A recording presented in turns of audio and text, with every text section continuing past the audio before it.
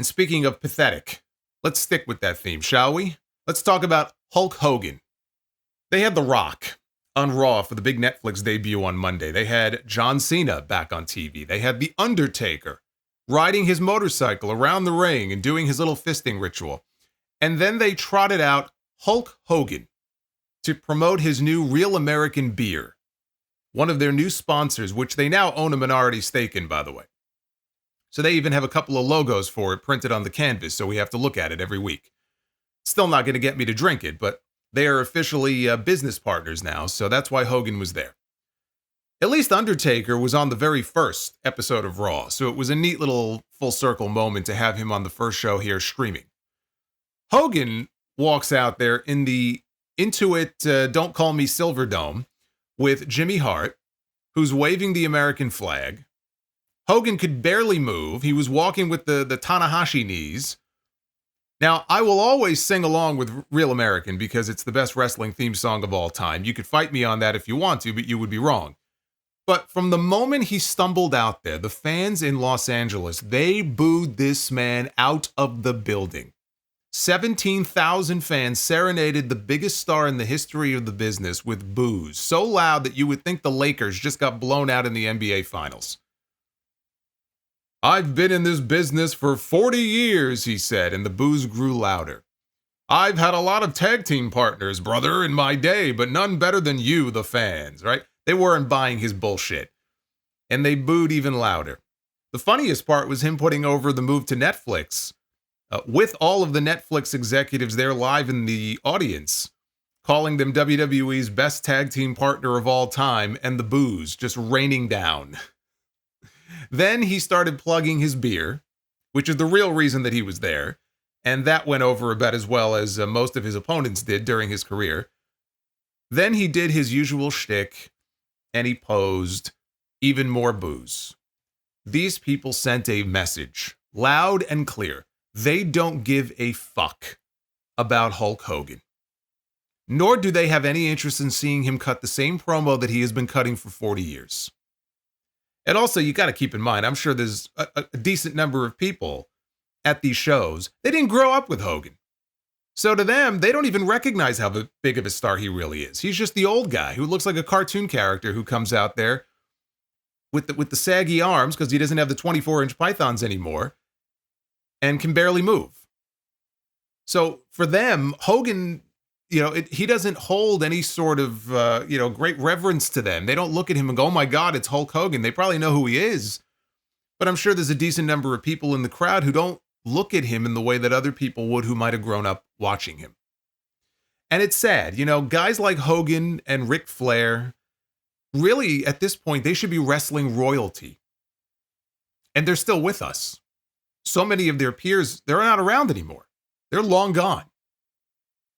And in a different timeline, a different universe, these two would be great ambassadors for the company.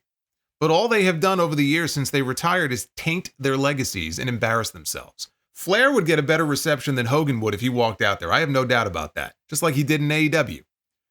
But that doesn't make him any less of an embarrassment. And it's sad that it turned out this way, but you learn things about people. As time goes on, you learn things about people. Maybe it's things that you wish you didn't know. But you learn more about who people really are and you like them less. Now, a lot has been made this week about why Hogan got booed. And a lot of people have just chalked it up to Raw being in California, and it's a liberal state, and they don't like Hogan because of his politics. And if it was any other city, they would cheer for him wildly. I don't doubt that there are cities where Hogan would get a much better reception than he got in LA. But no, Hulk Hogan was not booed out of the building by 17,000 people because he voted for Trump. The Undertaker, he didn't just vote for Trump, he had him on his podcast. And when The Undertaker rode out there on his bike on Monday night, he was cheered wildly. I didn't hear a single boo. Undertaker and Kane have become the MAGA powers. And if Kane's pyro had gone off and he walked out there in his gear, they would have cheered for him too. I promise you, whatever fans in that building on Monday were booing Hogan for his political leanings were drowned out by the fans booing him because they simply do not like him. They are tired of him. They think he's a shitty person. And they haven't forgotten about him being outed on tape as an admitted racist. Now, you might not be bothered by that, but that doesn't mean that a lot of other people haven't forgotten about that. Nor does it mean that he's the only person that's ever appeared on WWE television who might feel the same way that he does, or who might have said things far worse than Hogan did. But there's a big difference when you get caught on tape saying it and you can hear that person in their own words. It resonates just a little bit more. Mark Henry talked about this on Busted Open Radio this week. The fact that had he made a real effort at contrition after all of that stuff leaked, people may have been more forgiving. He said he even offered to do a tour of black colleges and law schools with Hogan to let him explain what happened. But Hogan wasn't interested. Hogan thought it would all just blow over and go away. No surprise there. His first time back in the locker room after the company reinstated him into the Hall of Fame, he addressed the roster to, quote unquote, apologize for his actions and what he said. I think it was Titus O'Neil who summed it up best because he was in that meeting. And he said there was no real contrition. There was no real remorse, expressed for what he said. His apology was basically, I didn't know I was being recorded. Be careful, brother. You never know when there may be cameras around, those pesky cameras. Brings a tear to your eye, doesn't it? The thing is, even if Hogan had taken Mark Henry up on that offer, I don't think it would have done much good because people would have just seen it as a PR stunt. But with Hogan, there's just nothing genuine about him. Right? They say a drunk man's words are a sober man's thoughts. He may not have been drunk on those tapes, but when you think you're in private and there's no cameras around, you let your guard down, you can learn a lot about somebody in that situation. What we heard on those tapes is probably about as genuine a look at the real man as we have ever gotten. Because he was not being Hulk Hogan in that moment. He was not cutting a promo. He was not promoting some new product. He was just being Terry Bollea. And yes, it wasn't right that he was filmed without his consent. But the fact is, he was. And it got leaked. And you can't put the genie back in the bottle. I don't know what he could have done in the aftermath of all that to convince people that he was truly sorry and that this isn't the kind of person that I really am. For a lot of people, the damage was done. They were never going to look at him in the same way ever again. Other people are more forgiving and they might have been willing to give him a chance, but how can we believe anything out of the man's mouth when everything that he says is either a lie or it's exaggerated to the nth degree? The man is a fake. He is a phony. A real American is the only real thing about Hulk Hogan. He was born in America. That's about it. That's about the only real thing we know. I'm not even going to get into the countless stories of him politicking behind the scenes to protect his spot, or ratting out Jesse Ventura when Jesse tried to unionize the wrestlers. It all paints a picture of a very selfish person, but there have been lots of selfish, carny people in the wrestling business over the years. Hogan is far from the only one. It just turned out he was better at it than most. But that's all wrestling bullshit. I don't even need to get into all that. I'm talking just from a real life perspective. The racist stuff doesn't even end with the sex tape, by the way. Even on the jailhouse tapes, when his dipshit son almost killed his friend in that car wreck, Hogan was caught on audio, again, talking to his son on the phone about God and reincarnation and being worried about being reincarnated as a couple of black guys. I just hope we don't come back as a couple of blizzak gizzeyes, speaking in fucking carny like people aren't going to understand what he's saying. And then they have a good laugh about it. That's the thing that made me look at Hogan and that entire family in a completely different light. It was the John Graziano story. That's the one that made my blood boil. And I doubt that most of the 17,000 people booing him on Monday even know who John Graziano is. John Graziano was one of Nick Hogan's friends. Nick was out drinking and drag racing one day. This was back in 2007. And he drove his car into a tree. This was only a few weeks after he got hit with his, I think it was his third or fourth speeding ticket in less than a year. Crashed his car. Nick ended up okay. His friend wasn't so lucky. And he suffered a traumatic brain injury and it left him in a vegetative state. Most of his frontal lobe is gone. Kid was a U.S. Marine. He didn't suffer a traumatic brain injury in combat overseas, but he rides with Nick Hogan and he can't feed himself for the rest of his life. And so Nick ends up spending a few months in jail. But the jailhouse recordings were released. And you hear Nick talking to his father, and he's talking to his mother, who's literally crying and whining on tape about how much more devastated she is than John's own mother.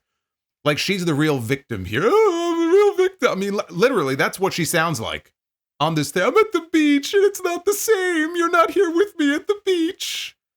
Then you have Hulk talking to Nick, and the two of them are victim blaming. They're blaming the kid with most of his brain missing for bringing all of this on himself because he was a negative person. He used to yell at people a lot. God laid some heavy shit on that kid. It was God's will.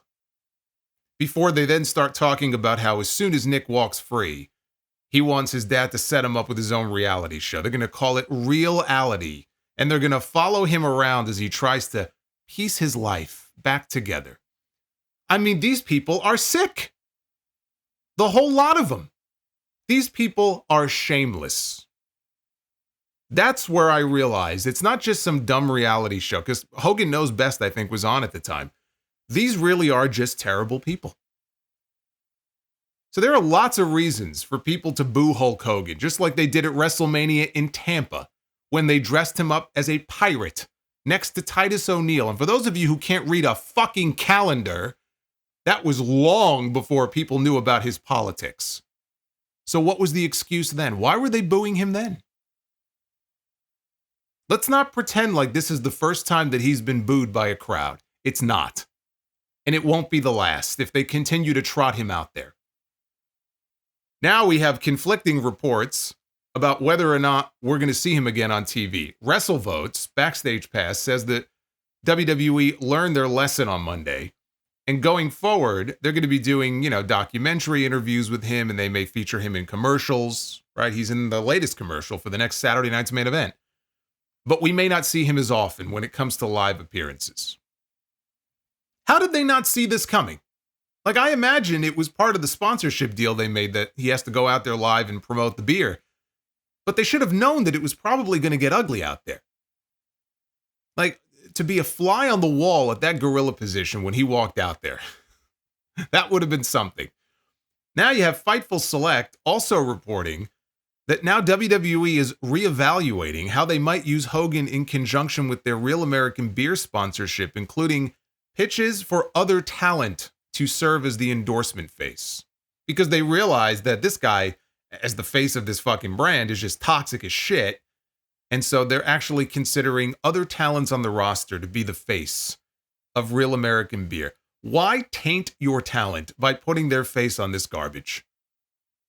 Is Titus still under contract? I'm not answering my phone for the next few weeks if I'm Titus O'Neil. Don't think they wouldn't do it either, because they totally would. Anyway, these reports are very different than the story that the Daily Mail put out this week. And yes, I know it's the Daily Mail. If there was a hard copy, it wouldn't be worth the paper it's printed on. But this is what they reported this week. A source exclusively told us, did Hulk think he was going to be cheered? Especially bringing out Jimmy Hart, who everyone likes, and who was waving an American flag. That is a resounding yes. So when he came out, got booed, and then went to the back after his promo, he was instantly disappointed that the fans turned on him, but he wasn't pissed. Had it not been for him being there to promote his beer, he would have leaned into it a little more. But he just had to get through the promotion of it all. But after thinking about it, a few good things came out of it. The fact that he was booed, everyone talked about it. And he's been in the wrestling business long enough to know that even a bad reaction goes a long way, because if they aren't cheering for you or they aren't booing you, then they don't care at all. This has actually been a great promotion for his beer, and as quickly as he was disappointed, he thought about it a little more, and it actually excited him how it turned out. Hulk is a businessman, and he is going to take advantage of the fans' reaction all the way to the bank. There has already been discussion that the next time they put Hogan on TV is to make him a heel or a bad guy, because the last time he was a bad guy, it worked wonders for his career. They might base it toward what they had to do with The Rock last year. The last few times The Rock came back, they made him the hero, and the fans hated it. The Rock leaned into being bad, they changed direction, and now after last night, the fans like The Rock again. So by giving the fans what they want, you get what you want. And for them, that is the adulation. Hogan and some of the writers have since talked. And whenever Hogan comes back, if he were to be booed, they are going to expect it and lean into it 100%. Plans are for Hogan to be a bad guy again and to help out a future storyline with another wrestler. Now, I don't buy this for a second. I don't buy that he has talked to the writers and they're going to make him a heel again and they're going to pair him off with someone. Did you see him walk out there on Monday? The man can barely move. He's going to need one of those scooters that Zeb Coulter used to ride out just to get around. But no, they're not bringing Hulk Hogan back for the same reason they're not bringing Vince McMahon back as a television character for heat. Because it's the wrong kind of heat.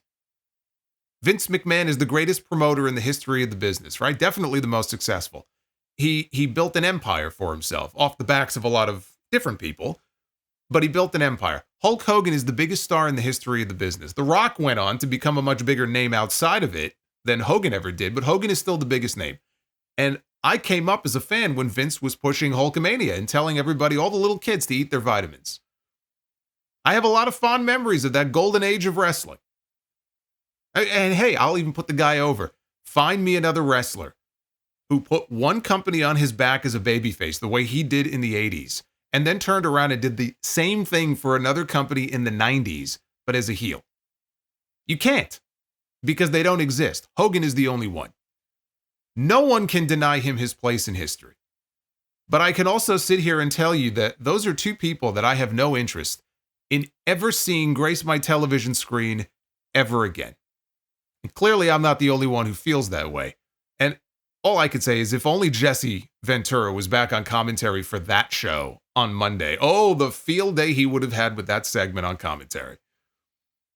It doesn't take a lot of effort to be a decent human being. What you saw on Monday was simply people saying, we've seen enough of you. Thanks for the memories. Now go away and don't let the door hit you in the ass on the way out.